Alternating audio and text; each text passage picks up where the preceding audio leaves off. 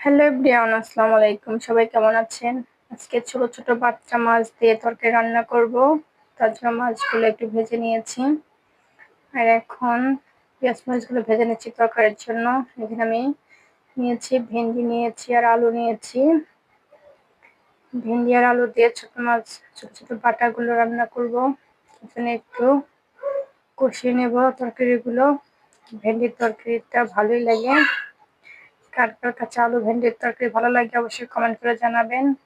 এই তোমার তরকারিগুলো কষানো হয়ে গেছে প্রায়, আর একটু কষাবো। অনেক পানি উঠে এসেছে, পানিগুলো একটু শুকিয়ে গেলেই ঝোলের পানিটা দিয়ে দেব। আমার কষানো হয়ে গেছে, ঝোলের পানিটা দিয়ে দিচ্ছি।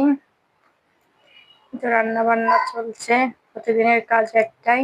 কার কি অবস্থা অবশ্যই কমেন্ট করে জানাবেন। বিশেষ করে ছোট বাচ্চা নিয়ে কাজ করে এত ঝামেলা, তা বলার কিছু নাই। যাদের ঘরের আছে ছোট বাচ্চা তারা অবশ্যই বুঝতে পারবেন। ছোট বাচ্চা রেখে কাজ করা খুবই সমস্যা। এরকম মাছগুলো দিয়ে দিচ্ছি, হালকা একটু ভেজে নিয়েছিলাম কারণ তরকারির ভিতরে দিব, বেশি কড়া করে ভাজিনি। এই মাছগুলো দিয়ে দিচ্ছি। এখন আর কিছুক্ষণ রান্না করলেই রান্নাটা আমার হয়ে যাবে। আমার রান্নাটা প্রায় হয়ে এসেছে।